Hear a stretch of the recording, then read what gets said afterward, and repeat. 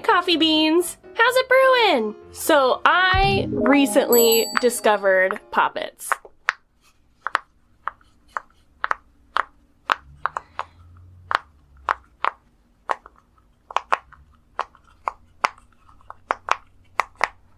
And I may or may not be a little bit obsessed with Poppets now. I have seen Poppets for a while and I didn't really think much of them. Everyone says they feel like bubble wrap, but it didn't really look like bubble wrap to me.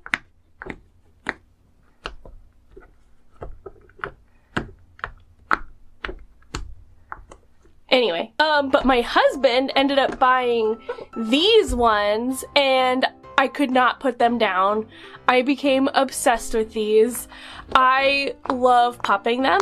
I love how it feels. I love the sound, and I am one of those people that I need to keep my hands busy, which is why I'm such a big crafter, because I always need to have something in my hands working with.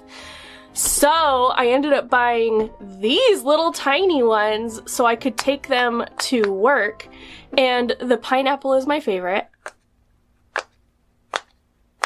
I like to be able to pop it in a pattern.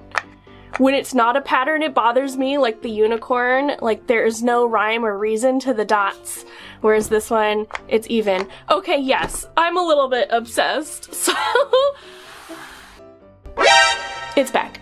I thought it would be fun to make some DIY Poppets. So if Poppets are hard to find in your area, hopefully this is something you can make at home. Everything I used I got from the dollar store. You need some gum packets, and it needs to be something like this that has the little bubbles that you kind of pop the gum out of. You need craft foam, and you can use Sharpies, acrylic paint, paint markers like what I have because I'm recently obsessed with Posca markers.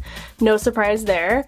And then to construct everything together, you need some cardboard, and I'm using a leftover Amazon box because, girl, trust and believe, I have a ton of Amazon boxes.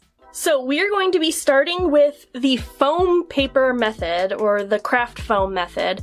This is really thin craft foam because it is from the dollar store. I do think thicker craft foam probably would have been better, but you know what? You work with what you got. Now, I tried a technique that I saw from Graveyard Loon, and I'll put a link to his video down below.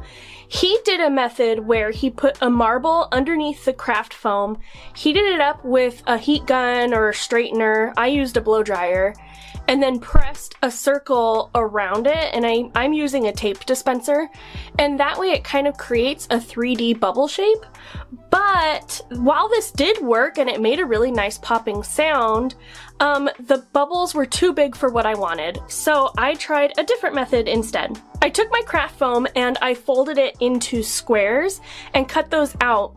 Then, using that same tape dispenser from before, I marked circles on the squares and cut a slit from the outside edge towards the middle. Then I curled the square into itself to create a cone shape and hot glued the edges down. I'm hoping that when I press all of these cones in between the cardboard, it'll make it so that the cone can pop in and out like a regular Poppet. So fingers crossed, this should work, we'll see. I ended up making a whole bunch because I wasn't sure exactly how many I needed, but I ended up only using 6. Now it's time for me to finally decide what shape I'm actually going to make my Poppet. I used one of my leftover squares that had a circle mark on it and cut the circle out to use it as a stencil. And I marked kind of a triangle shape out of the circles on a piece of foam paper and then cut out all the circles. And I made 2 of these. Attaching the cones was kind of tricky, so be careful you don't burn yourself with the hot glue. But basically, I put hot glue all around the edge of one of the circles and pressed the cone shape into it. Then I cut off the excess foam paper around. And I did that for all 6 circles. And to attach the other side of the foam paper, you just have to apply hot glue all over the edges. I wanted to do the inside, but I ran out of hot glue, so I had to stick with just the outside edges. But when you do this, make sure you do the inside too.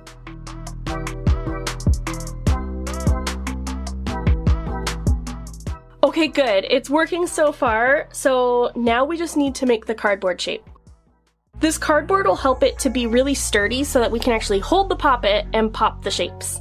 I laid down my triangle pieces and I started to trace a shape onto my cardboard, and I decided to go with a cupcake shape. And I figured the little dots could be the sprinkles. So I cut 2 of those out and then primed them with my white gesso.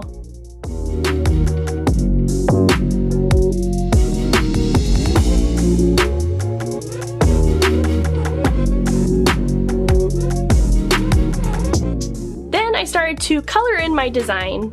I started with my Posca markers and drew a pink outline for the frosting and a yellow outline for the cupcake liner. And then I colored that in with my colored pencils. And I also added some sprinkles with my Posca pens and a cute little smiley face at the bottom. Because this one is so bright and cheerful, I decided to do the other side like a nighttime kind of bedtime design. So I outlined the frosting in blue, and I did the cupcake liner in a dark blue, and then I colored in everything with my colored pencils. And using my Posca markers, I drew a moon and some stars and some white, blue, and light blue sprinkles. And I decided to make the face look like a sleeping face, so her eyes are closed, she looks really peaceful. I didn't really like the texture of the paint markers and the colored pencil. It kind of felt weird under my fingertips. And the whole point of this is it's supposed to be a nice thing to hold and pop. So I coated everything in my matte varnish, but I didn't realize that the colored pencils I used are watercolor pencils. So the varnish ended up activating the watercolor part of the pencils and blended all the colors together. It smeared some of my paint and I got really upset at first. But after touching up all of my little paint sprinkles and outlines, I actually don't mind it. It made the coloring way more solid, and up close it kind of looks like actual frosting or an actual cupcake liner because it looks textured. So it kind of worked in my favor. Now that this is completely done, I can finally hot glue the entire thing together. I just applied a ton of hot glue all over the edges and then pressed my cardboard together. And then I went around the edges of the cardboard and applied a really thick line all around the edges and pressed that together. I burned myself a couple of times, so just be careful when you try this.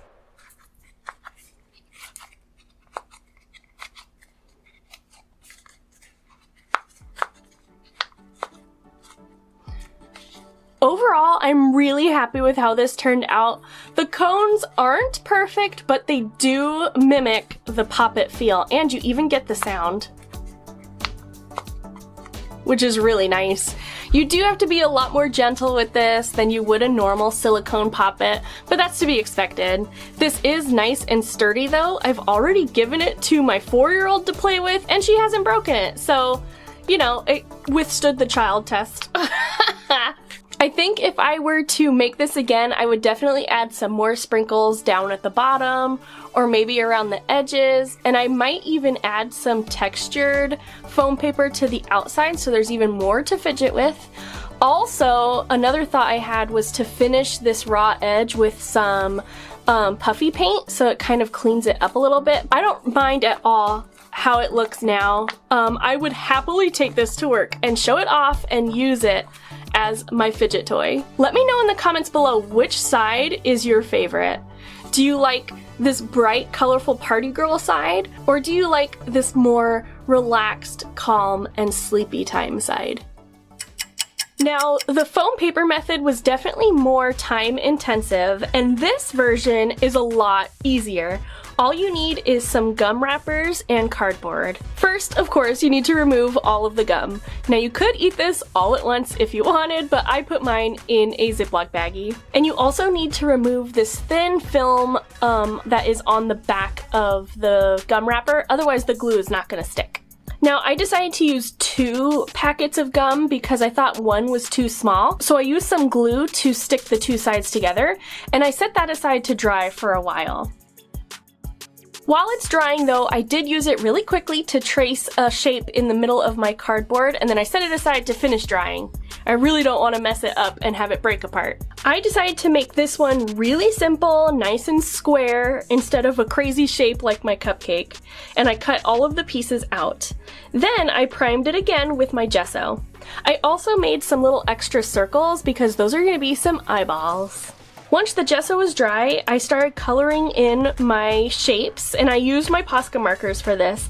And this is the first time I've used the Posca markers to color in large surfaces, and I was really skeptical, thinking it was going to come out streaky, but it's not. I love these Posca markers. Now I know why everyone uses these. I wish they came in more colors, and also, let's be honest, I wish they weren't as expensive as they are. I mean, holy crap, they're so expensive. So I think we're going to be sticking with some of these basic colors for a while. So for my first shape, I colored it in completely light blue. And then I left the top corners blank because I'm going to be gluing the eyes there. I ended up working back and forth on these shapes because I wanted to give a chance for the paint to dry before I moved on. I hot glued on the eyeballs in those two corners as well, and I let them overlap a little bit. And I had to make sure that they lined up with each other, so I held the shapes together just to make sure.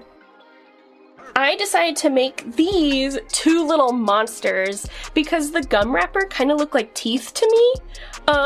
And I mean, it is a crazy, weird looking amount of teeth. I mean, I feel like only sharks would have teeth like this, like rows of teeth, but it's a monster, so what does it matter? I added some green dots and a nose to the yellow one, and some blue dots and a blue nose to the blue one, and then I added some crazy kind of mouth lines, so the yellow one looks like it's smiling and the blue one looks like he's screaming. And I kept the eyes pretty simple, but I wanted them to still look a little crazy, so we got a normal eye for the yellow monster with a weird, crazy, I don't know what's going on with the right eye. And then the blue monster has like a spirally eye, and he kind of looks like he's in pain. The right eye just kind of has his eye lit up like, I don't know. Then I coated the whole thing in my matte varnish, and this time I didn't have any issues with smearing the paint. Once all the paint was dry, it's finally time to hot glue everything together. I just applied a thick layer of glue all around the edges and pressed it together really firmly.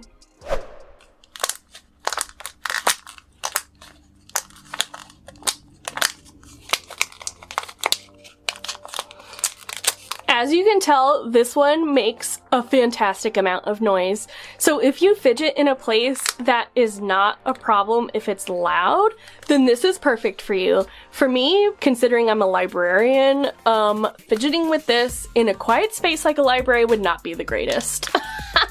Could you imagine doing this on an airplane? I think you would drive everyone insane.